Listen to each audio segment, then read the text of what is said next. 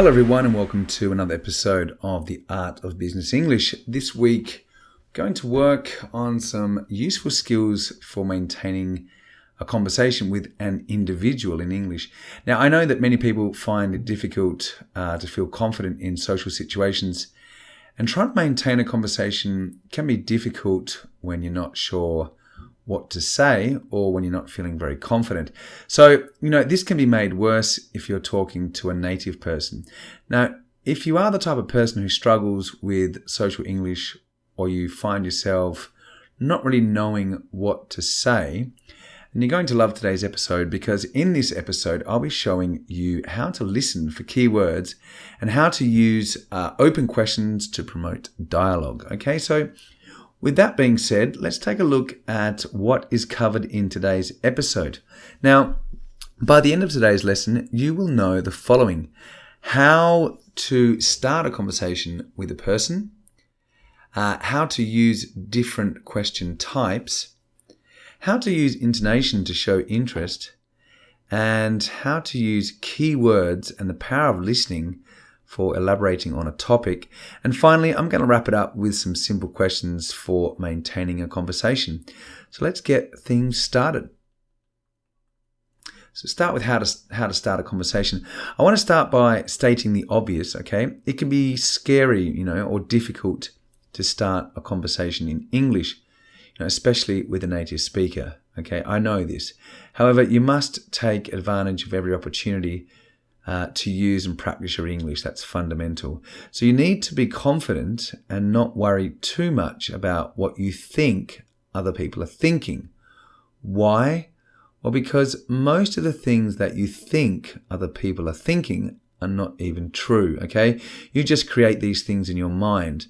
So let's take a look at some possible imagined negative thoughts. Number one, I will look silly. Another one, number two, people won't understand me. 3, I won't understand people. Number 4, my English is terrible.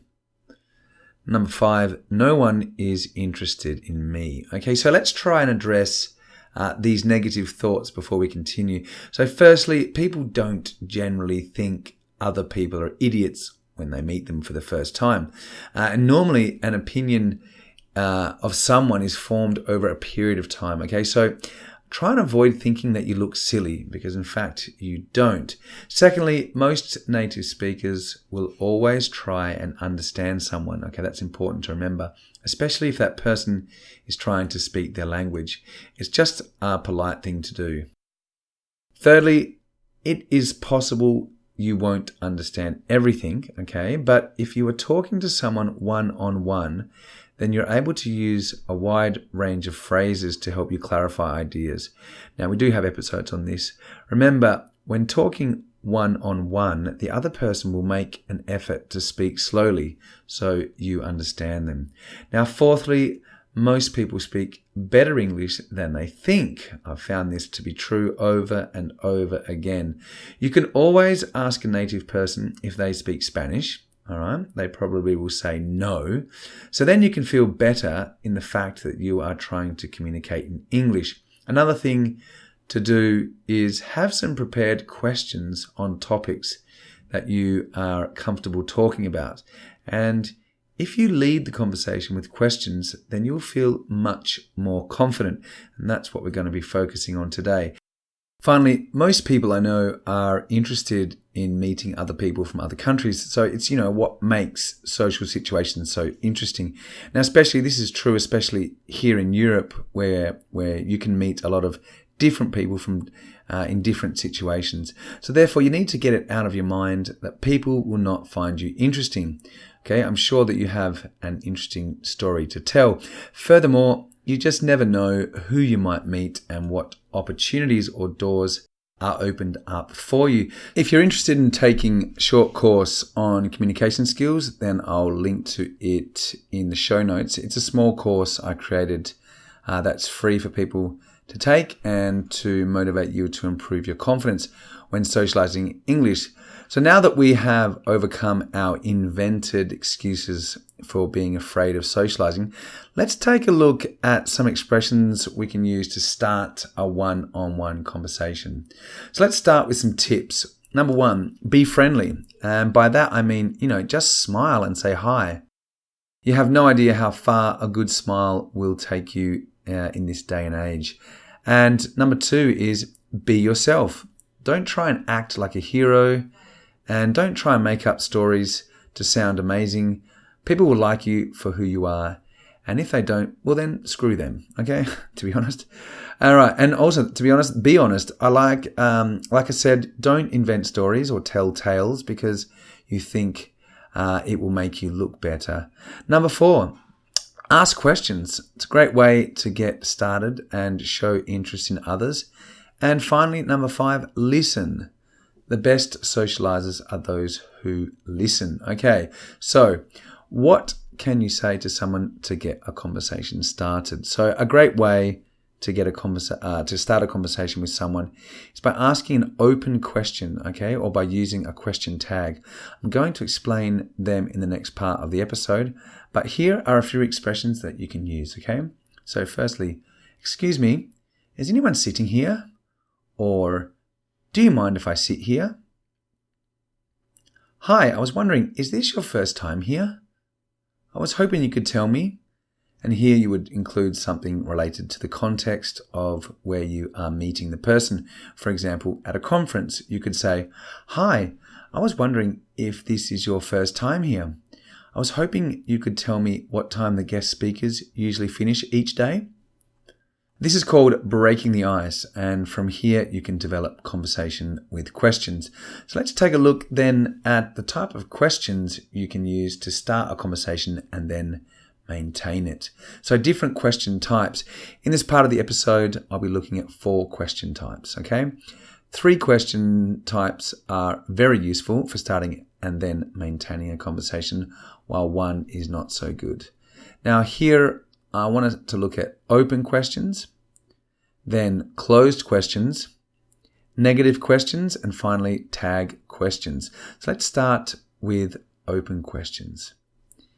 If you want to be good at maintaining a conversation, then you need to be good at forming open questions. Now, open questions are also referred to as WH questions. And by this, I mean questions that use interrogative pronouns such as when, where, why, and how. Now, many non-native speakers have problems with forming the correct question structure. Now, the typical mistake is forgetting to put the auxiliary verb, for example, do or does. So let me show you. We form questions in English with auxiliary verbs. So, like simple basic grammar. Do you like coffee? Did you go to work yesterday? Will you buy me something from the cafeteria? And these are all examples of closed questions. I'm going to explain them in more detail later. But to make open questions, we need to place the interrogative pronoun before the auxiliary verb like this. Why do you like coffee? What time did you go to work yesterday? When will you go and buy something from when will you go buy me something from the cafeteria? So these are all open questions, okay? And open questions are great because they require a person to answer them with further information. They can't just say yes or no. So as I mentioned, the typical mistake that people make when trying to form an open question is to forget the auxiliary verb, okay? So the question may sound like this in that situation. Why you drink coffee? What time you go to work yesterday? When you go to buy me something from the cafeteria? So in order to maintain a conversation, we need to do 2 things. Use open questions and make sure we use the correct structure by not forgetting to include the auxiliary verb. Right, let's quickly cover the second part, closed questions. As I mentioned before, closed questions are formed with auxiliary verbs, and they don't include any interrogative pronouns in general, closed questions should be avoided when trying to maintain a conversation because they can be answered with a yes or a no answer. And if you ask closed questions, then we can actually follow them up with an interrogative pronoun. And this said with a rising intonation. So take a look at this example. Do you like coffee? No, I don't. Why? So this way we can get people to provide us with more information. Now let's quickly cover negative questions. These are a subtle way of involving the other person as well as giving your opinion. So for example, you could say something like, don't you think it is a bit hot in here? Didn't you attend this conference last year? Don't you agree that this is a fascinating trade fair? So by using negative questions, you make it easy for the other person to answer right away. And these are in some ways similar to tag questions. Okay, so let's look then at tag questions now. Now, tag questions are a great way to make it easy for someone to engage you in a conversation. And by that, I mean to form tag questions, we can do the following. They have a negative and a positive form. Okay, so the positive form is with an affirmative statement, something that, is easier for Spanish speakers, and then followed by the negative tag at the end. So let's look at an example. You like coffee, don't you? So the affirmative is you like coffee. ¿Te gusta café? No? Okay, so you like coffee, don't you? Now, the negative form of a tag question has a negative statement followed by a positive tag. So, you didn't go to work yesterday, did you? No fuiste a trabajar ayer, no? Or, ¿verdad? Okay, so tag questions are great for starting conversations as they make it easy for someone to answer. Let's look at some example sentences for starting a conversation. Now, nobody is sitting here, are they? Here you'll notice that we are using the verb to be, so we don't use the auxiliary do or does, we use are. This is your first time here, isn't it? Again, the verb to be. I've never seen you here before. My name is Andrew. So when we use the verb to be, we don't use do or does, we use is or are in the tag. We haven't met before, have we? And in this example, I've used the present perfect. So the auxiliary used is have. Well, that wraps up this part of the episode. Let's take a look at how we can use intonation in our voice to show interest. There are a few words or expressions that we can use with intonation that can really help us to show interest in what the other person is saying. So some common examples are right. Oh, really? Wow, I had no idea. Interesting. Why? So by using a rising intonation, we can show that we are interested in what people are sharing with us. This is an important skill to learn, and it is related to active listening. Now, I'll go into detail in another episode about this. So let's wrap things up by looking at how we can listen for key words and then use them to build on a conversation once it's started. Now, listening for keywords and building on a discussion. One of the most important aspects of developing a good conversation is being able to listen and then ask targeted questions. When we listen to what someone tells us, we need to be focusing on the key words. Now, many students tell me that they don't know what to say, and this is because they're not listening to what people are telling them. In fact, they are worrying about what they should be saying to the other person. This strategy is not effective because we can use the information being provided to us by the other person to help us develop our questions and continue maintaining the conversation. So let's take a look at how this works in this following dialogue. You don't mind if I sit down, do you? Of course not. Hi, my name is Andrew. Pleased to meet you. Hi, I'm Mark. Nice to meet you too. Is this your first time here? No, I came to this event last year.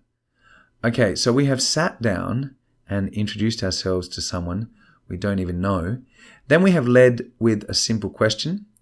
And now we need to focus on the key words in the person's reply to generate our next question. So what are the key words or main idea? Well, I've got came last year. So now we have some fuel for our next question. Can you think of something to lead with for your next question? I have a couple. We could say, how was it last year? Why did you come back? What brings you back this year? How are you finding it this year compared to last year? Or we could lead with an intonation-based word to further demonstrate our interest. So we could say, oh really? What was it like last year? Oh really? What was it like last year? From here, you can go on to ask simple generic questions or more specific ones based on the person's response. However, remember, you need to take turns, okay? You can't just fire questions at someone like you're some kind of police officer, okay? So don't forget to share some information about yourself. So let's wrap things up with a list of simple questions. So some questions for maintaining a conversation. 1. So, where are you from? 2. What do you do? Now remember, this means what is your job? Who do you work for? 4. What brings you here today? 5. Is this your first time here? 6. Do you come here a lot? 7. Do you know much about the area? Here you can share some information about your city or village. 8. Do you get a chance to travel much? 9. What are you into? This means what are your hobbies and interests? And 10. How long have you lived in Spain for?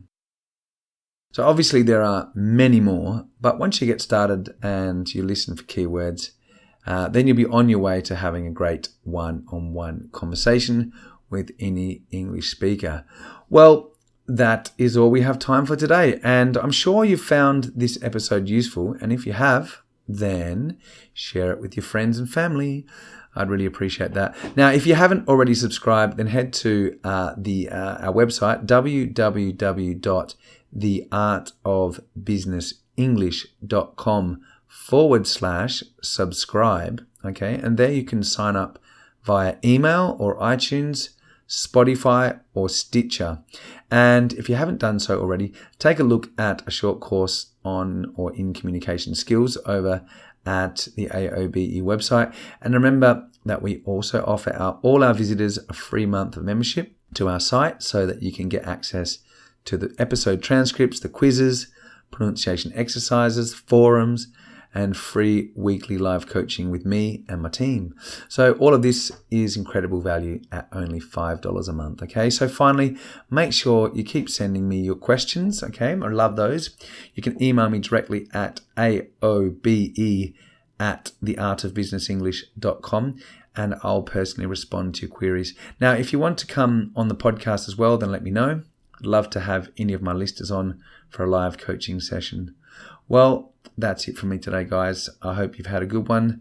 Take care and see you all next week. Bye for now.